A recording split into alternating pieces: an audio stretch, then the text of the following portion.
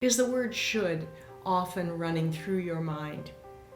I should have this, I should have that. We're going to talk about this today and 4 steps that you can take to overcome shoulding on yourself. Before we continue, I just want to remind you to subscribe to Strong with Shelley on YouTube and the website to see future updates that I'll be bringing to you. So these should start actually with kind of the concept that we need to think about expectations. Who is expecting what of us, and how has that played out over our lives? Of course, parents and relatives and friends have all had an influence on us over the years. And in many ways, society is as civilized as it is, based on expectations and boundaries that are set for us so that we can socially certainly move forward. But oftentimes this can get out of hand, and I'm asking you today to take a closer look at what are some of these shoulds that you're dealing with. And then combined with expectations is whose permission are you seeking? When you want to change or do something new, who is in charge of you, of giving you permission to move forward? That's a very interesting question, isn't it? So who owns the decision to change?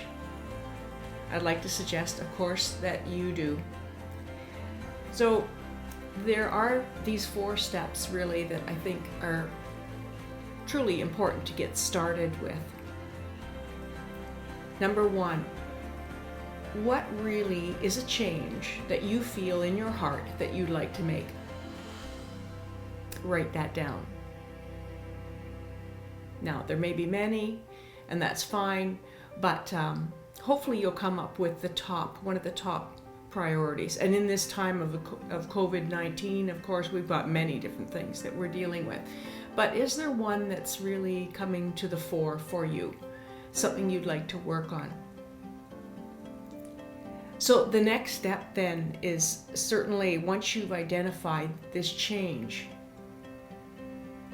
taking the next step is, that means that I need to do X. I want to do X. So it starts with identifying the change that you want, and then saying, then the next step for me is to do X, to do this. And then the third step is figure out a date that you're going to start to work towards this change. And the 4th step is the most important. You must be patient with yourself. There really is no roadmap, there is no timetable, there is no time frame. There's not all these shoulds again talking in your head that I should have done it this way, I should have done it that way. It's just important that you identify a change you want to make. Step into that change, being as specific as you can. What is a baby step that you could start with? And when are you going to start this? What's the time frame? And please, don't be hard on yourself. Be patient. Patience is the key to all of it. So just to recap then, we're talking about the fact that many of us have a lot of should talk in our heads, and we need to lose that. We need to find a new way of replacing those shoulds and getting closer in touch with what are these expectations that have been planted in us and who owns them. And if we want to change them, then whose permission do we need? And the 4 steps then are, first, identifying that change, figuring out what is something specific that you can do towards that, taking a small step.